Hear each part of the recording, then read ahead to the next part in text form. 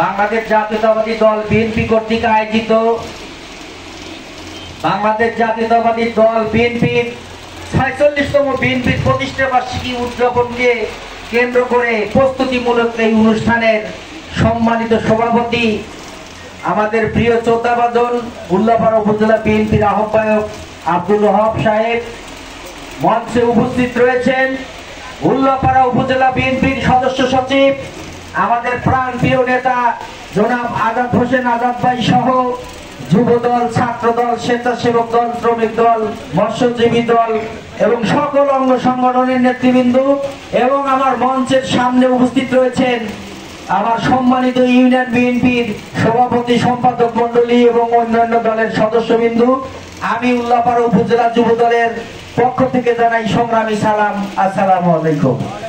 সংগ্রামী সাথী বন্ধুগণ, আজকে আমাদের বক্তব্য কিছু নেই, আমরা কিভাবে ৩ তারিখের জনসভা সাফল্যমণ্ডিত করব, এইটাই আমাদের মুখ্য উদ্দেশ্য। আজকে সেই মুখ্য উদ্দেশ্যকে কেন্দ্র করে আজকে আমাদের বিভিন্ন ইউনিয়নের নেতারা প্রতিশ্রুতি দিয়েছে, যার সকল ইউনিয়নের নেতৃবৃন্দ ব্যাপকভাবে লোক সমাগম করবে।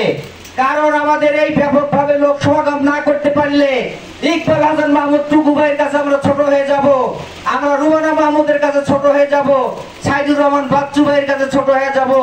কারণ রুমানা মাহমুদ জেলা বিএনপির সভাপতি, উনি প্রধান অতিথি হয়ে আসবেন আমাদের উল্লাপাড়ায়। সাইদুর রহমান বাচ্চু ভাই প্রধান বক্তা হয়ে আসবেন আমাদের এই উল্লাপাড়ায়। তাহলে আমাদের এই উল্লাপাড়ার মান রক্ষা করতে বিএনপির কি কি করা দরকার আপনারা তো সব ভালোভাবেই বুঝতে পারছেন। আমাদেরকে কাঁধে কাঁধ মিলিয়ে যুব দল, ছাত্র দল, স্বেচ্ছাসেবক দল, সকল অঙ্গ সংগঠন বিএনপির সাথে সমন্বয় হয়ে ব্যাপকভাবে আমাদেরকে আসতে হবে। আমি একটি কথা বলতে চাই আমার উল্লাপাড়া উপজেলা যুব দলের আহ্বায়ক এবং সদস্য সচিবকে, আপনাদের কাছে আমার করজোরে অনুরোধ, বিভিন্ন সময় প্রোগ্রাম হয়, ইউনিয়ন বিএনপি যুব দল ছাত্র দলকে কয় যে আমাদের কাছে তোমাদের বাজেট নাই, ছাত্র দল গেলে কয় আমাদের কাছে তোমাদের বাজেট নাই। এই বৈষম্য দূর করে দিতে হবে আপনার এই উপজেলা থেকে। এই বৈষম্য দূর না করলে আমাদের প্রোগ্রামের লোক কিন্তু কম হবে। এই বৈষম্য দূর করে দিবেন উপজেলা থেকে। আর পাশাপাশি আমি উল্লাপাড়া উপজেলা যুব দলের পক্ষ থেকে একটা আহ্বান জানাতে চাই, আগামী ৩ তারিখে কোন নৈরাজ্যকারীকে আমরা ছাড় দেব না। কারণ আমরা বৈধ কমিটি, আর আকবর আলী সাহেবের 2 বার এমপি ছিলেন, সে কোনো পদে নেই, তার সাথে যারা আছে তাদের কোনো ডাইরেক্ট কোনো সভাপতি সেক্রেটারি পদ নাই।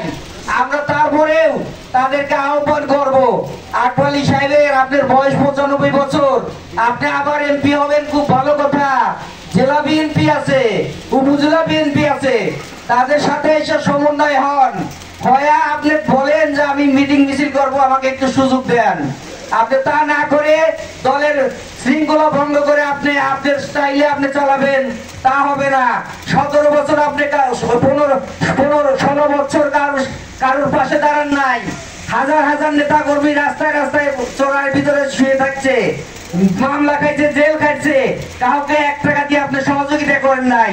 আজ 16 বছর বৈষম্য ছাত্র বিরোধী আন্দোলনের নেতা কর্মীরা জীবন দিয়ে রক্তক্ষয়ী সংঘর্ষের মাধ্যমে হাসিনা সরকার পালানোর পরে আপনি মনে করতেছেন আমি তো এমপি হয়ে গেছি, আমার স্টাইলে আমি চালবো। এবার তা হবে না, এবার তা হবে না।